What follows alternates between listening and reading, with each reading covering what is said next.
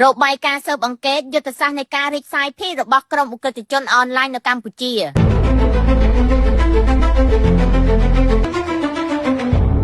លោកអ្នកនាងជាទីមេត្រីនៅក្នុងរយៈពេលប៉ុន្មានឆ្នាំចុងក្រោយនេះបញ្ហាឧក្រិដ្ឋកម្មបច្ចេកវិទ្យានិងការឆោបបោកតាមប្រព័ន្ធអនឡាញ Cyber Scam និង Online Scam បានក្លាយជាប្រធានបទដ៏ក្តៅគគុកមួយដែរមិនត្រឹមតែជះឥទ្ធិពលអវិជ្ជមានដល់សន្តិសុខនិងសេដ្ឋកិច្ចក្នុងស្រុកប៉ុណ្ណោះទេប៉ុន្តែថែមទាំងទាក់ទាញការយកចិត្តទុកដាក់យ៉ាងខ្លាំងពីសហគមន៍អន្តរជាតិផងដែរដោយក្រុមឧក្រិដ្ឋជនរៀបចំចាត់តាំង Syndicate បាននឹងកំពុងប្រើប្រាស់វិធីសាស្ត្រចម្រុះនិងទម្រង់ប្រកបដោយភាពស្មុគស្មាញដើម្បីពង្រីកនិងបិទបាំងអាជីវកម្មទុច្ចរិតរបស់ពួកគេនៅក្នុងប្រទេសកម្ពុជាផ្អែកតាមការអង្កេតនិងរបាយការណ៍ពីស្ថាប័នមានសមត្ថកិច្ចក្រុមឧក្រិដ្ឋជនទាំងនោះបានប្រតិបត្តិការតាមរូបភាពសំខាន់ៗដូចខាងក្រោម 1. បង្កើតនិងពង្រីកតំបន់ប្រតិបត្តិការបិទជិត Scam Compound យុទ្ធសាស្ត្រចម្បងមួយនៃការរីកសាយភាយគឺការជួលឬទិញអចលនទ្រព្យធំៗដូចជាអគារ Condo សណ្ឋាគារ Casino ឬទីតាំងក្នុងតំបន់សេដ្ឋកិច្ចពិសេសនៅតាមបណ្ដាខេត្តគោលដៅដូចជាខេត្តព្រះសីហនុតំបន់ប៉ោយប៉ែតក្រុងបាវិតនិងខេត្តពោធិ៍សាត់ជាដើមទីតាំងទាំងនេះត្រូវបន្លំធ្វើជាមជ្ឈមណ្ឌលបច្ចេកវិទ្យា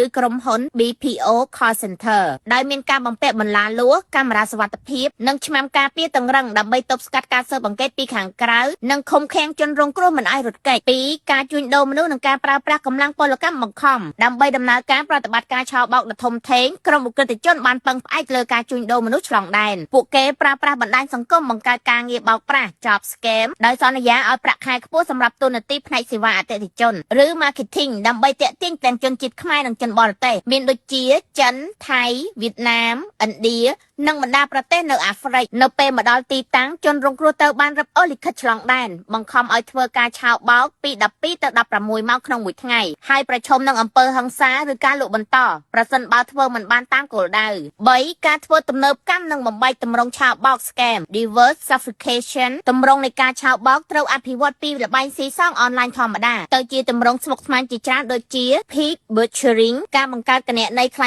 ายៗទាក់ទិននឹងស្នេហារួចបញ្ឆោតឲ្យវិនិយោគលើគ្រីបតូឬហ៊ុនคล้ายៗក្នុងនោះក៏មានការចម្រិតទារប្រាក់តាមរយៈរូបភាពឬវីដេអូអាហារភាពផងដែរជាងនេះទៀតការប្រើប្រាស់ AI Deepfake និង Voice Cloning ដើម្បីបន្លំជារូបរាងឬសម្លេងសាច់ញាតិនិងអាជ្ញាធរព្រមទាំងប្រព័ន្ធផ្ញើសារ Telegram ដើម្បីប្រតិបត្តិការ 4. ការលាងលុយកខ្វក់និងភ្ជាប់ទៅកាន់សេដ្ឋកិច្ចផ្លូវការប្រាក់ចំណេញរាប់លានដុល្លារដែលបានមកពីការឆោបបោកត្រូវបានបង្វែរចូលតាមប្រព័ន្ធហិរញ្ញវត្ថុ Digital ដូចជា Stablecoin USDP ដែលមានល្បឿនលឿននិងពិបាកតាមដានបន្ទាប់មកប្រាក់ទាំងនោះត្រូវបានបំលែងតាមរយៈក្រុមហ៊ុនស្រមោល Shell Companies និងការវិនិយោគលើវិស័យអចលនទ្រព្យភោជនីយដ្ឋានឬអាជីវកម្មក្នុងស្រុកក្នុងគោលបំណងធ្វើឲ្យប្រាក់កខ្វក់ទាំងនោះក្លាយជាទ្រព្យសម្បត្តិស្របច្បាប់តើធ្វើយ៉ាងណាដើម្បីទប់ស្កាត់សកម្មភាពរបស់ឧក្រិដ្ឋជនទាំងនោះបានបើយើងក្រឡេកមើលពីចំណាត់ការរបស់មេដឹកនាំរបបក្រុងភ្នំពេញនិងអាជ្ញាធរមានសមត្ថកិច្ចទោះជាបង្កើនការចុះបង្ក្រាបបំផ្លាញទីតាំងបាត់ល្មើសនិងបណ្ដេញជនបរទេសខុសច្បាប់ជាច្រើនពាន់នាក់ចេញពីប្រទេសជាបន្តបន្ទាប់យ៉ាងណាក៏ដោយក៏ក្រុមឧក្រិដ្ឋជនទាំងនោះនៅតែព្យាយាមបំលែងខ្លួនរកស៊ីផ្លាស់ប្ដូរទីតាំងនិងប្រើប្រាស់វិធីសាស្ត្រថ្មីៗបន្ថែមទៀតយ៉ាងរលូនដោយហេតុថាមេខ្លាំងនៃក្រុមឧក្រិដ្ឋជនដូចជាលោកលីយ៉ុងផាតលោកកុកអាននិងលោកហ៊ុនតូជាដើមមិនត្រូវបានចាប់ខ្លួនមកសួរនាំនិងស៊ើបអង្កេតឡើយស្ថានភាពនេះតម្រូវឲ្យមានកិច្ចសហប្រតិបត្តិការតឹងរ៉ឹងនិងស៊ីជម្រៅបន្ថែមទៀតរវាងអាជ្ញាធរដែនដីសមត្ថកិច្ចជំនាញកម្ពុជានិងស្ថាប័នអនុវត្តច្បាប់អន្តរជាតិពិសេសសហរដ្ឋអាមេរិកចក្រភពអង់គ្លេសនិងសហភាពអឺរ៉ុបដើម្បីលុបបំបាត់បណ្ដាញឧក្រិដ្ឋកម្មបច្ចេកវិទ្យានេះឲ្យមានប្រសិទ្ធភាពនិងស្ដារកិត្តិយសរបស់ប្រទេសកម្ពុជាលើឆាកអន្តរជាតិឡើងវិញនាងខ្ញុំសុភាពីរដ្ឋាភិបាលកម្ពុជាឯករាជ្យ23ដុល្លារ